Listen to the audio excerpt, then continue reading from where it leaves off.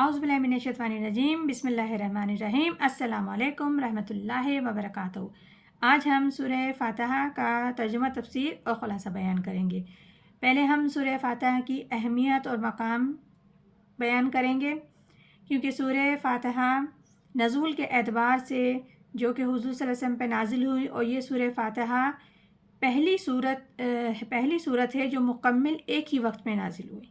اس سے پہلے مختلف آیات نازل ہوئی ہیں، جیسے کہ 5 آیتیں، اسی طریقے سے کچھ دیگر صورتوں کی جیسے سورہ علق ہے، سورہ مدثر ہے، ان کی کچھ آیتیں نازل ہوئیں، اور بھی ایک صورت ہیں جن کی کچھ آیتیں نازل ہوئیں، لیکن یہ مکمل صورت ہے جو ایک ہی وقت میں مکمل نازل ہوئی۔ اور سورہ فاتحہ کے معنی ہیں افتتاحی صورت، یعنی قرآن کریم کی یہ افتتاحی صورت کہلاتی ہے۔ ایک حدیث مبارک ہے، حضور اکرم صلی اللہ علیہ وسلم نے فرمایا، جو شخص سورہ فاتحہ کی تلاوت نماز میں نہیں کرتا تو گویا اس نے کوئی نماز نہیں ہوئی۔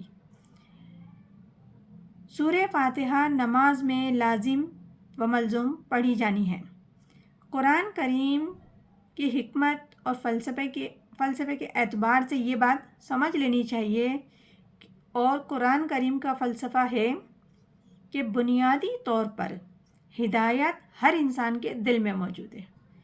اللہ تعالیٰ کی جتنی بھی آسمانی کتابیں ہیں، قرآن مجید ہیں، یہ سب انسان کو ایکٹیویٹ کرتی ہیں، یعنی کہ ان صلاحیتوں کو جو ہدایت ہمارے اندر موجود ہے، چھپی ہوئی ہے۔ جب انسان قرآن پڑھتا ہے، اس کی تلاوت کرتا ہے، اسے سمجھنے کی کوشش کرتا ہے، تو وہ اس کو ایکٹیو کرتی ہیں۔ اس کی جو صلاحیتیں اندر موجود ہیں، جو ہدایت اندر دل میں موجود ہے، اسے باہر نکلنے کا راستہ دیتی ہیں، روشنی میسر کرتی ہیں، یعنی کہ چھپے ہوئے شعور کو بیدار کر کے اسے اجاگر کرتی ہیں۔ ہر سلیم الفطرت انسان، سلیم العقل انسان، یہ 2 چیزیں اگر انسان میں موجود ہوں تو یہ 2 سلامتی شرط ہیں، سلیم الفطرت، سلیم العقل۔ ان دونوں چیزوں کا نتیجہ یہ نکلتا ہے کہ انسان از خود، بغیر کسی وحی، بغیر کسی نبی کی تعلیم کے، رہنمائی کے، خود بھی کچھ حقائق تک جا پہنچتا ہے۔ اور وہ حقائق کیا ہیں؟ کہ اس کائنات کا خالق، مالک، پیدا کرنے والا ایک ہے، اور وہ تمام صفات اور کمالات سے مالا مال ہے۔ اور دوسرا حقائق، انسان کی زندگی صرف یہ زندگی نہیں بلکہ ایک اور زندگی ہے، جس میں اسے اس زندگی کے اعمال کے نتائج برآمد ہوں گے۔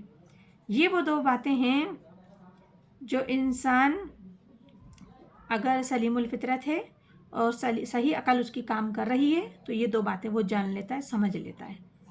حضور اکرم صلی اللہ علیہ وسلم نے فرمایا کہ ہر انسان فطرتاً اسلام ہی پر پیدا ہوتا ہے، یعنی ہر بچہ اسلام، مسلمان پر پیدا ہوتا ہے، کیونکہ قرآن کریم کا بھی یہ فلسفہ ہے کہ ہر انسان فطرتاً مسلم پیدا ہوتا ہے۔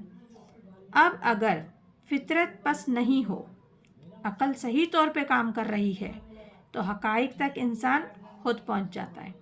اس کے بعد وہ دعا کرے گا کہ اے اب مزید ہدایت مجھے دے، اے میرے رب مجھے مزید ہدایت عطا فرما، رہنمائی میری عطا فرما، کیونکہ میں چل تو رہا ہوں، عبادت بھی تیری کرتا ہوں، مدد بھی تجھی سے مانگ رہا ہوں، لیکن میں نہ جانے صحیح ہوں، غلط ہوں، کہیں میں کسی ایسی پگڈنڈی پہ ہوں کہ پھسل نہ جاؤں، تو میرے لیے صحیح راستے کھول، کشادہ راستے کھول، جو مجھے سمجھ آ سکے، میں بہتر سے بہتر طریقے سے عبادت کر سکوں، تجھے پہچان سکوں، جان سکوں، اور صحیح بالکل راستہ وہ اختیار ہو جس سے تو مجھ سے راضی ہو جائے اور میں تیرے انعامات کا حقدار ہو جاؤں۔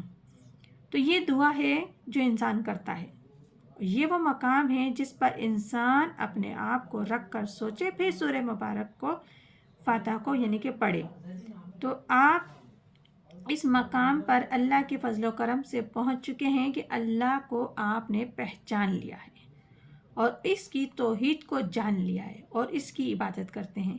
تو یہ ہے قرآن کریم کے اعتبار سے سورہ فاتحہ کا مقام۔